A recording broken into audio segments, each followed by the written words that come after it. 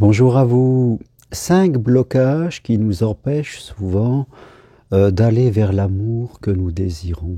Cette vidéo que je fais est destinée aux personnes qui ont vraiment le désir de se donner les moyens de revivre une belle histoire d'amour. Cela est possible pour tout le monde. L'amour est universel et inconditionnel. L'amour ne choisit pas. Et je crois que c'est important, au travers des clés que je vais vous donner, assez simples à comprendre, à imaginer que, fin de compte, que ce soit dans l'amour ou dans d'autres domaines de notre vie, tout ce que nous vivons à l'extérieur provient de ce que nous avons à l'intérieur de nous, dans notre monde intérieur ou dans notre subconscient, on pourrait dire. Voilà, toutes nos croyances, toutes nos interprétations et les émotions et les comportements qui en découlent. Tout ce que nous allons vivre à l'extérieur est le reflet de ce que nous avons à l'intérieur de nous. Et je crois qu'il y a beaucoup de gens, une grosse majorité se situe entre 40 et 60 ans, des gens qui, quelquefois, ont vécu des difficultés et qui ont, je dirais, qui vivent seuls, parfois depuis pas mal de temps, mais qui, dans le fond, n'ont pas envie de rester seuls toute leur vie. Rien que l'idée de rester seul jusqu'à la mort, jusqu'à la fin de l'existence terrestre, eh bien, ça les inquiète. C'est vrai que ces personnes peuvent être ambivalentes.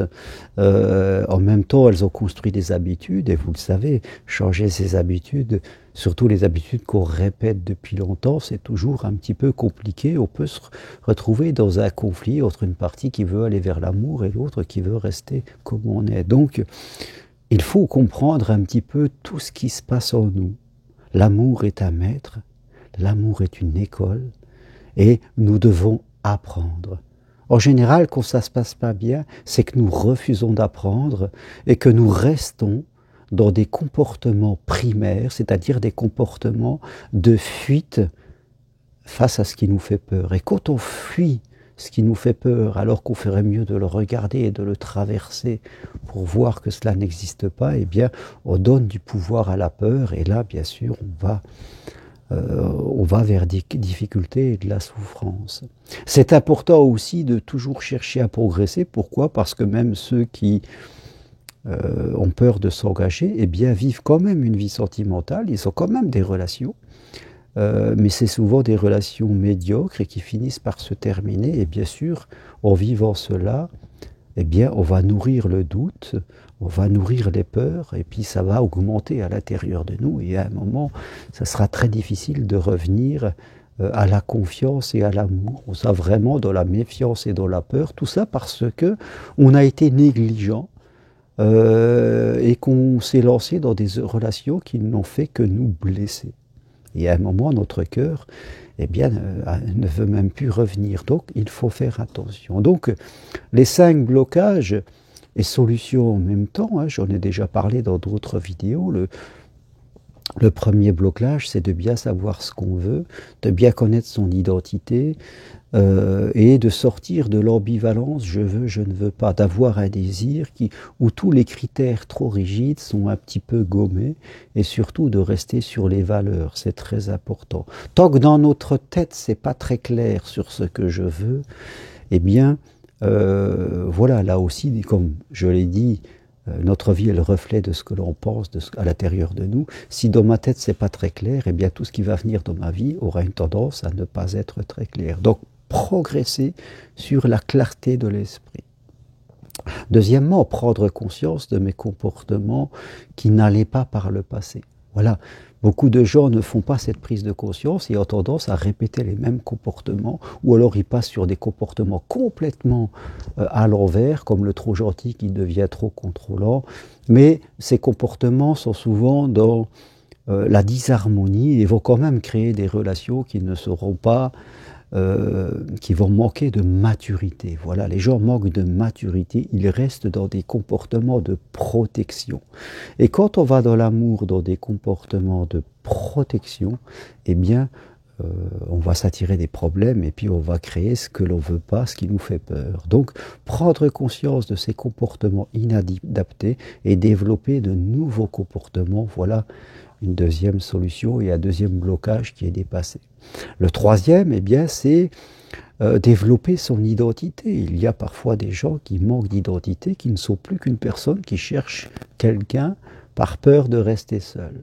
Voilà, on n'a pas de passion, on ne connaît pas ses valeurs, on va peut-être être quelqu'un d'ennuyeux. Au début, ça va être sympathique, mais l'amour, c'est échangé. Moi, avec ma femme, on passe des heures et des heures ensemble à discuter sur des sujets les plus divers. On aime bien lire, on aime bien discuter de nos livres, on aime bien aller au cinéma, on discute de nos films, voilà. Il me plaît de discuter avec ma femme, ce qu'on appelle l'intellectualité. Voilà, on échange beaucoup et c'est vraiment un immense plaisir et je l'aime pour cela, pour toute nos discussions sans fin qu'on a. C'est vraiment merveilleux. Donc soyez quelqu'un de passionné parce qu'on aime les gens passionnés. Et ne soyez pas simplement une personne. Voilà, développez votre identité. Voilà le troisième point. Les gens qui sont trop neutres, qui cherchent trop l'amour par peur d'être seuls, eh bien, tendance, ça ne marche pas. Le quatrième point, eh bien, une fois qu'on a fait les trois premiers, qu'on commence à être un peu mieux, eh bien, il faut aller vers les autres, créer des interactions, aller vers les gens. Et c'est vrai que là aussi, quand ça fait un petit moment qu'on est seul, on a tendance souvent à répéter la même chose, quoi qu'on en dise. On va dans les mêmes endroits avec les mêmes gens, ou alors certains sont enfermés à la maison. Donc, on doit un peu élargir un petit peu notre vision, d'aller vers les autres. On peut se servir d'Internet, mais il faut apprendre à se servir des réseaux et des sites, et surtout ne pas faire n'importe quoi, parce que sinon on va attirer... Ça sera la même chose que dans la vie, on va attirer des gens qui ne nous conviennent pas parce que ce que l'on fait n'est pas adapté. Nous avons les mauvaises attitudes. Que ce soit sur Internet ou dans la vie de tous les jours, si nous avons des mauvaises attitudes en allant vers les autres, forcément, ça sera la même chose. Donc nous devons... Voilà, l'amour nous invite à élargir un petit peu notre horizon, à découvrir de nouveaux horizons, à aller un petit peu vers un inconnu, mais un inconnu rassurant, et puis à être souple. Voilà, c'est vrai que c'est un challenge, c'est pas toujours facile.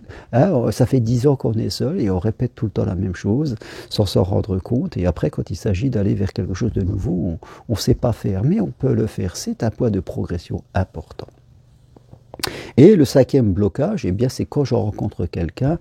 Voilà, je suis au début, il faut construire une histoire et faire attention parce que c'est un moment où souvent les anciens schémas reviennent, toutes les interprétations, toutes les peurs peuvent revenir un petit peu à la surface et beaucoup de gens auto-sabotent à ce moment-là l'histoire et je suis moi obligé quand je les accompagne, de faire attention. Soit ils vont auto-saboter une histoire qui commence très bien et qui a de bonnes chances, soit ils vont s'engager dans une histoire où il ferait mieux de ne pas y aller. C'est un petit peu mon rôle de vous guider un petit peu dans ce sujet. Donc voilà 5 domaines où il faut vraiment progresser. La clarté de la pensée, j'ai gommé mes comportements inadaptés du passé, j'ai travaillé sur mon identité, je vais vers les autres, vers de nouvelles interactions avec les autres, mais de façon harmonieuse. Et quand je rencontre quelqu'un, et là, je construis tranquillement un bonheur à deux. Voilà, c'est une construction qu'on fait à deux. En fait, quand on construit un bonheur, hein, on n'attend pas que tout soit arrivé comme cela. Voilà les 5 points où il faut progresser. Et souvent, les gens ont des difficultés dans un ou plusieurs points. Et c'est dommage. Il faut surtout ne pas réagir de façon primaire, c'est-à-dire, hop, la peur nous pousse à éviter, à dire qu'on n'a pas besoin, à nous réfugier. Et là, bien, ça ne sera pas l'arrêt de la souffrance. Hein. Ce n'est pas parce que j'écoute ma peur et que j'évite que j'arrête de souffrir. J'aurai peut-être un petit soulagement. Mais une autre souffrance va venir, c'est la souffrance de la solitude subie, qui est une souffrance très profonde et des années qui passent. Et je crois qu'il faut faire attention. Dans la vie, la peur ne doit jamais gagner.